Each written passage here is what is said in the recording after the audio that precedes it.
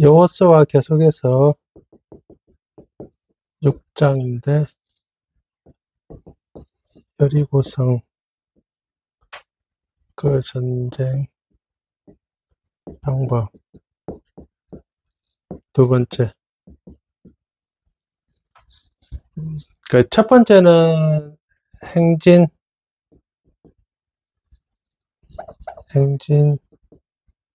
방법.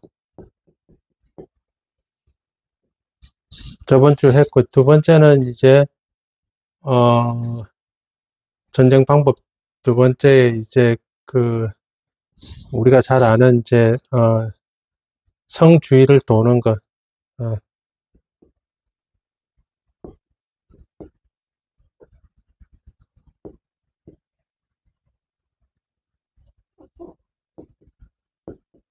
성을 도는 방법. 이런, 방법은 다른 데는 없어요. 전쟁 방법 중에 이런 방법은 없는데, 이 방법을 한번 보도록 하겠습니다. 이 의미를 좀 보겠습니다. 어떻느냐면,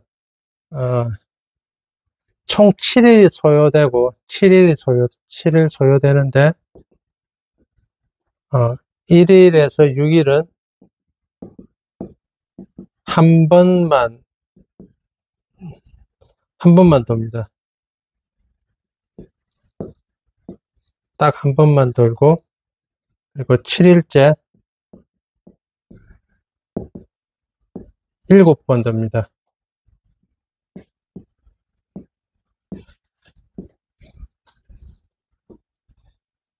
이 특이한 방법을 사용하는데, 엄청 중요합니다. 엄청 중요하게, 생각이 됩니다. 특이한 방법이죠.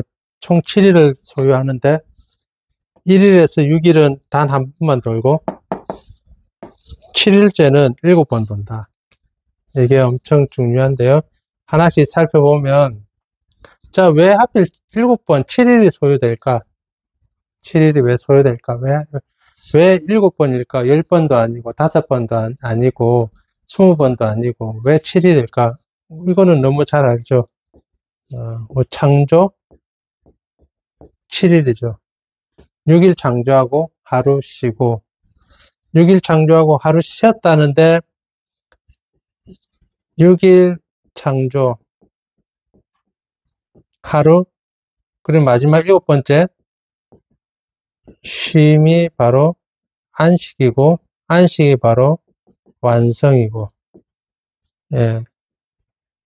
이 구조가 그대로 여리고성 구조에 그대로 같이 들어간다는 거죠. 이거는 그냥 했던 것이 아니고 의도적으로, 하나님이 의도적으로 그렇게 만들었어요. 그래서 6일 창조하시고 일하시고 하루는 안식이 완성이고 쉼이고 완성하시고, 이 구조가 창조 구조.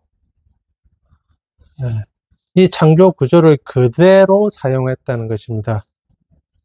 여리고성을 점령하는데 그대로 사용했다는 거죠. 그래서 보통 이스라엘 백성들이 생각하는 게 7일째는 뭐냐면 안식일이에요. 안식일은 아무 일도 안 한다고 생각하는, 아무것도 안 한다고 생각하는 날이 안식일이라. 뭐 절대 일하면 안 돼. 맞잖아요. 지금도 일 안 해요. 유대인들은 지금도 안식일 7일째는 아무 일도 안 해요. 심지어 7일째는 불도 안 켜요. 집에서 안 해 먹어요. 그리고 불도 못 켜요. 그리고 에어컨도 못 틀어요. 엘리베이터도 누르는 것도 안 돼요. 그래서 히터도 못 틀고 당연히. 그래서 그 유대인들은 불나도 불 끄면 안 돼요. 불 끄면 안 된다고. 불나도 불 끄면 안 되고. 어떻게 했느냐? 만약에 히터 틀 일이 있다.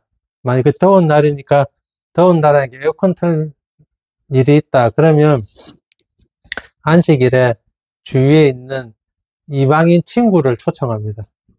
이방인 친구를 초청해서 이방인 친구들하고 가족하고 이렇게 같이 그 집에서 이제 지내고 놀면 덥잖아요. 그러면 이제 어, 간접적으로 이야기합니다. 간접적으로 방이 너무 덥다, 집이 너무 덥다. 어떻게 해야 될까? 이렇게 하면 이제 에어컨은 저기 있는데 어떻게 하면 좋지? 그러면 이제 친구가 어, 알아서 그 에어컨 버튼을 눌러줘요. 실제로 그래, 실제로. 옛날엔 그랬는데 지금은 아예 그 날짜를 맞춰가지고 미리 예약을 해둬서 일곱째 날에 자동으로 에어컨 틀 수 있도록 미리 맞춰놓기도 하고. 전쟁은 안 했어요. 아, 전쟁도 안 했어요, 전쟁도. 그래서 예전에 그 이스라엘과 주위의 아랍 민족과 전쟁할 때 7일째는 어떻게 했느냐? 7일째는 다 쉬었어요. 전쟁 안 하고. 전쟁 안 하고 다 쉬니까 아랍인들이 어떻게 생각했냐면, 아, 지금 공격하면 되겠다. 왜? 7일째 전쟁 안 하니까. 실제로 공격을 했고, 많이 죽었어요. 전쟁, 총을 쏠 수 없으니까. 율법에 따라서. 그래서 어떻게 했어요? 그래서 거기에 있는 이제 랍비들이 모여가지고, 아, 전쟁할 때만은 예외로 하자 해가지고, 전쟁할 때만 예외가 된 거예요. 그만큼 7일째는 일 안 하게 돼 있는데, 그게 율법 정신이라고 생각하는데, 잘못된 정신이죠. 어쨌든 생각을 하는데, 7일째 7번 돈다, 7일째 전쟁한다, 이거는 말이 안 되는 소리죠. 하지만은, 실제로 여리고성은 이런 방법을 사용했어요. 이런 방법을. 왜 이런 방법을 사용했을까? 분명히 창조 7일에 그 7일 패턴을 가지고 왔다. 7일 패턴을 가지고 온 거예요. 왜 이렇게 했을까?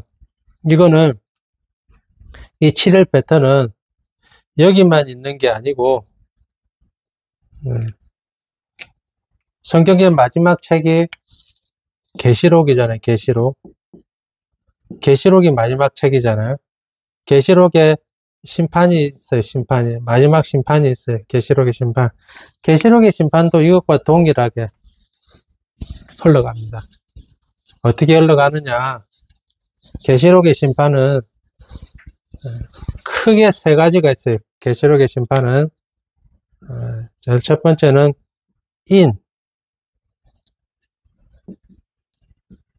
인을 제거하는 거예요. 인을 뗀다는 거예요.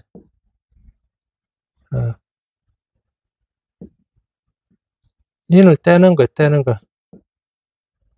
인을 제거하는 거예요. 그 다음에 두 번째는 거기에다가 나팔을 부는 거예요. 세 번째는 대접을 쏟는 거예요. 자, 이게 무슨 말이냐면, 인을 뗀다는 것은, 옛날엔 책은 두루마리로 말았거든, 두루마리로. 두루마리를 돌돌 말았어요. 그러니까,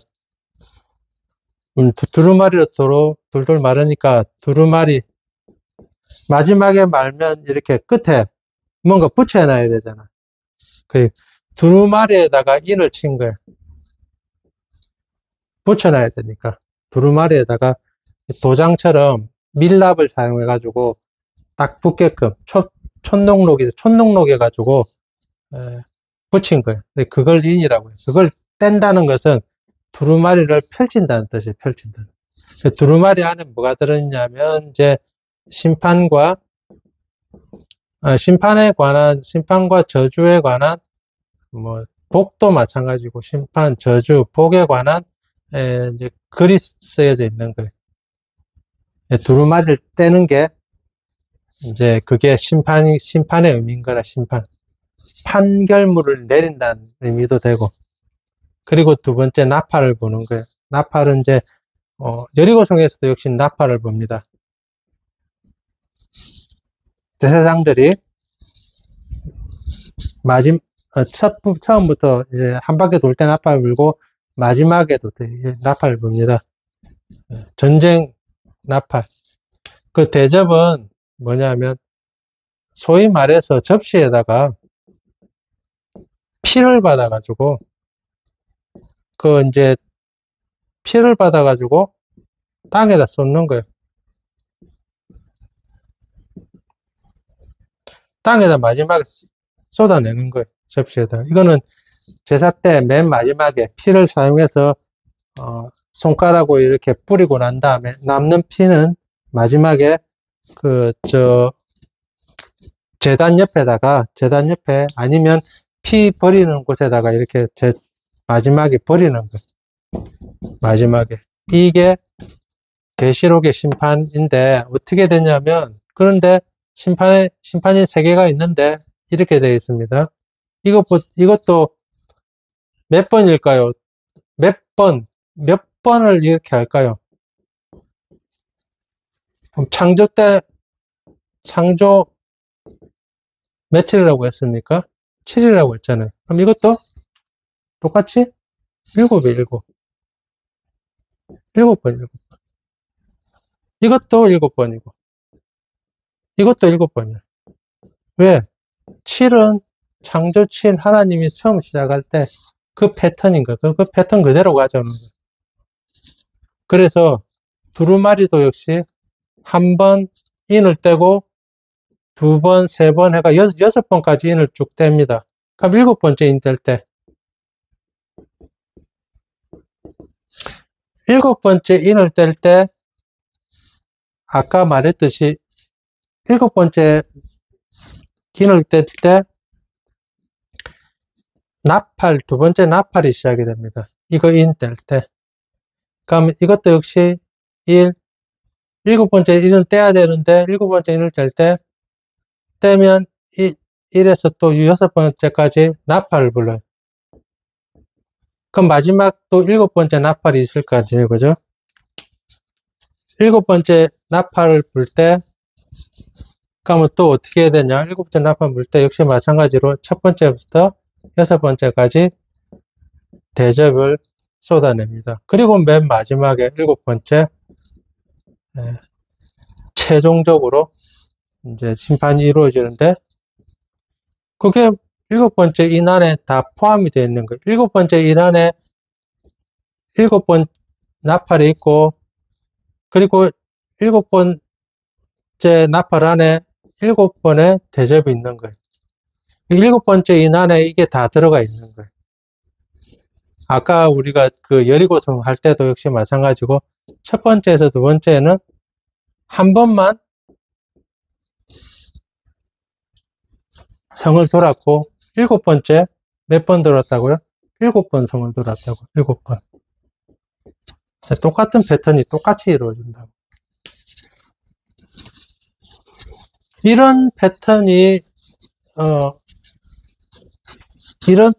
이 안에 7번째 안에 또 7번이 있고, 7번째 안에 또 7번이 있고, 이런 패턴이 또 어디에 있습니까? 자연 안에서도 있다고 하죠. 그래서 뭐 예를 들어서 큰 삼각형 안에 작은 삼각형들이 모여가지고, 작은 삼각형들이 이렇게 모여가지고 큰 삼각형을 이루는 거. 이게 뭐라고 합니까? 프랙탈 이론이라고 하죠. 프랙탈 모형, 프랙탈 이론이라고 하죠. 작은 것이 전체 크게 가지고 큰 것 안에 있는 거. 똑같은 모양이죠. 프랙탈 이론이라고. 네. 이것처럼 하나님의 방식이 반복한다고. 반복될 뿐만 아니라 그냥 세모만 이렇게 반복될 뿐만 아니라 크게 세모도 만들고, 이 큰 세모가 또 크게 또 세모를 만들고, 반복되고, 어떻게 되냐면 점진성을 띠고 있어요. 계속 반복되면서도 점점 이제 발전해 나가는 그런 의미가 있습니다. 점진성은 있고, 점진해 나가고, 그 다음에 맨 마지막에 완성하는 것, 완성이 곧 심판해 나가는 것, 이런 의미가 있습니다. 이게 하나님의 언약의 특징이 이렇습니다. 하나님 언약의 특징이 반복된다는 것, 그리고 점진해 나가는, 계속 발전해 나간다는 것, 그리고 난 다음에 맨 마지막에 완성해 나간다는 언약이라는 게. 그래서 똑같이 여리고성에서도 똑같이 이 성을 점령하는데 반복한다는 것은 1에서 6번까지 하루에 한 번씩만 도는 거예요. 많이 돌아도 안 되고, 적게 돌아도 안 되고. 다른 사람들은 다 조용하고, 대신에 병사들은 다 조용하고, 그 제사장들만 나팔 한번 불고, 그리고 맨 마지막 그렇게 다 해서 일곱 번째는 7번 도는 거라. 7번 돌고 또 나팔 불고 전쟁하고 반복된다는 거, 반복이 엄청 점진해 나간다는 거. 그리고 나중에 완성이 된다는 거. 언약이 그렇다는 거. 한 가지 딱 예를 들어. 딱 한 가지 예를 들어. 그 많은 예 중에 그냥 한 가지만 예를 들면, 우리가 마리아를 동정녀 마리아에게 낳으시고, 이렇게. 소위 말해서 처녀가 아이를 낳았다, 이 말이. 그러니까, 낳을 수 없는데 낳았다, 이렇게. 마리아는 그러니까 예수님은 여자의 후손으로 나셨다. 그 여자의 후손으로 나셨다는 것은 언제 언약을 해 주셨습니까? 라고 하면 창세기 때, 그죠? 창세기 때 언약으로 주셨죠. 언약으로 창세기 때 주셨죠. 언제?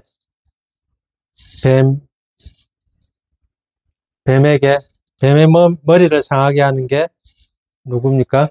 여자의 자손이라고 했죠. 여인의 자손. 그러면 창세기 때 이렇게 예언했는데, 이게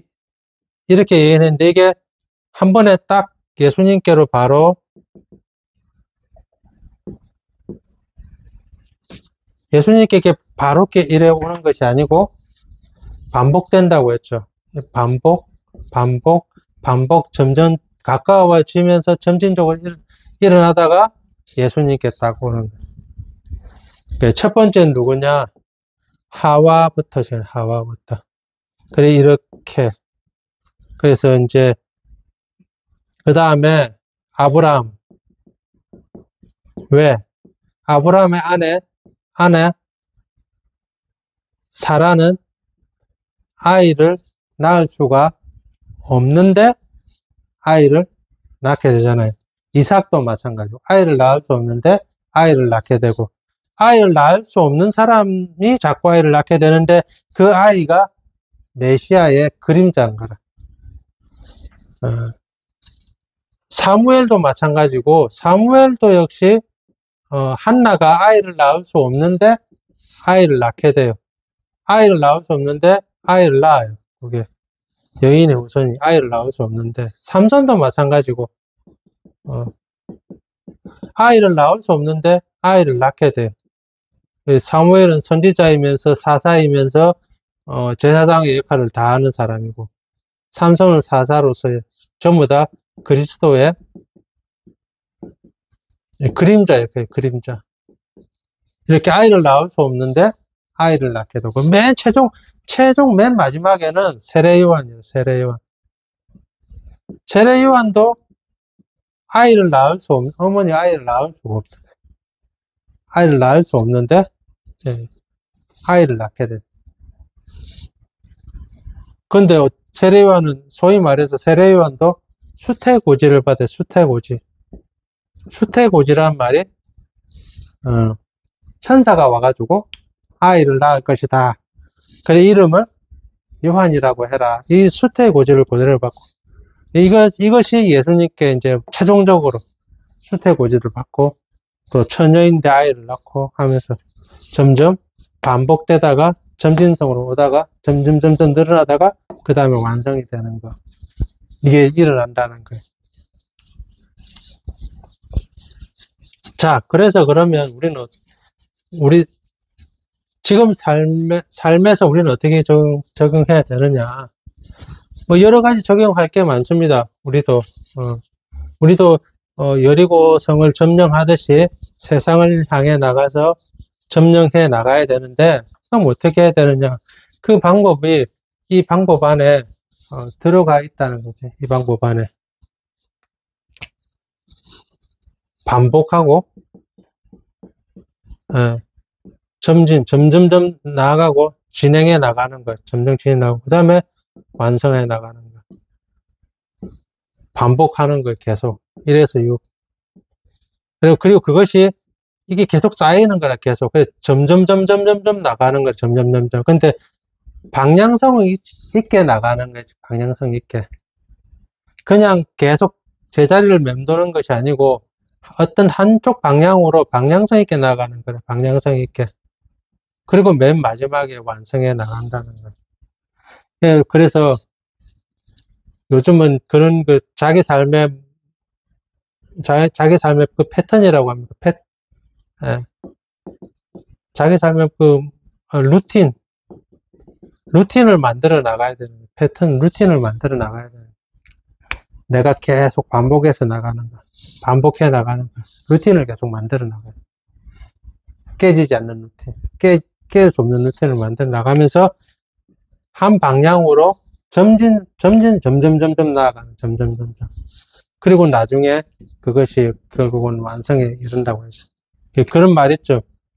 우리 그 실력은 이 사선으로 이렇게 실력이 늘어나지 않는다고 했죠. 어떻게 늘어난다고 했어요? 가다가 한번 튀고, 가다가 튀고, 이렇게 늘어난다고 했죠. 그래서 내가 여기 있을 때는 내가 항상 정체되어 있는 느낌으로, 여기서 포기하면 올라가지 못하는데, 여기까지 딱 왔을 때, 이렇게 찼을 때, 이렇게,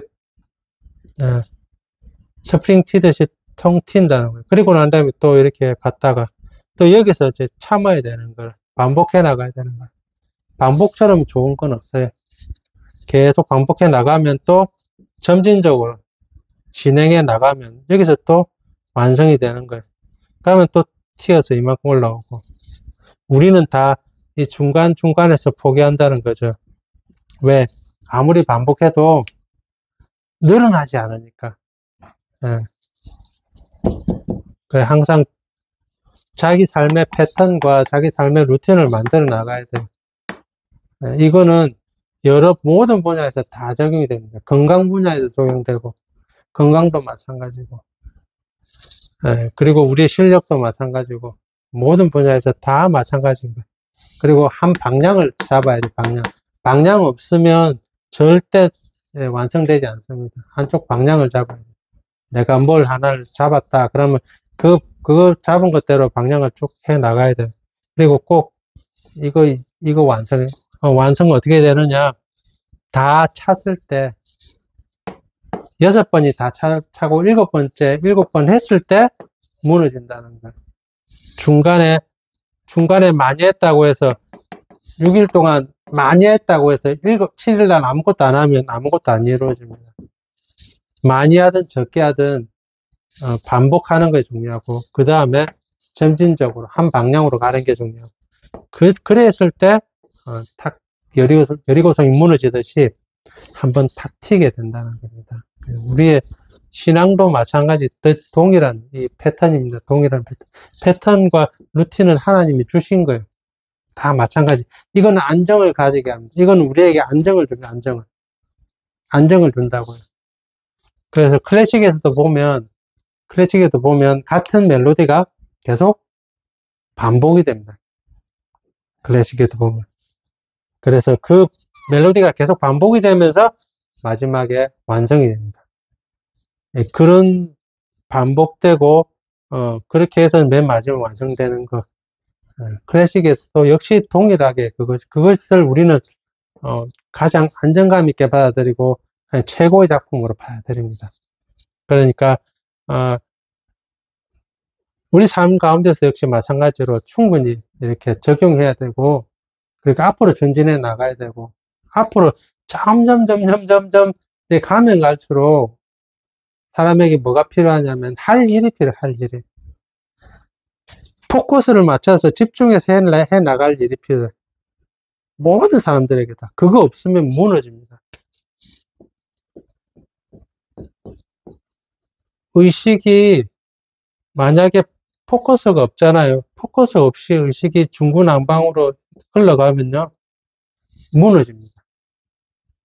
무너진다고요. 이게 나이가 많든 적든지 간에.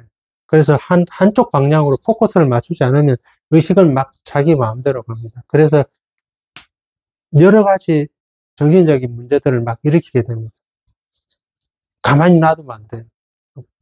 포커스에 맞춰야 될 부분이 있습니다. 그래서 항상 이건 명심하고, 그래서 말씀을 항상 그러니까, 말씀도 역시 마찬가지로 반복해서 봐요. 반복해서. 말씀도 끊임없이 하루에 내가 한 장, 무조건 한 장은 보겠다. 읽겠다. 네. 어떤 책이든지 끊임없이 이렇게. 그러면 반복해서 점진적으로 가면 나중에는 완성이 됩니다. 여기까지 하겠습니다.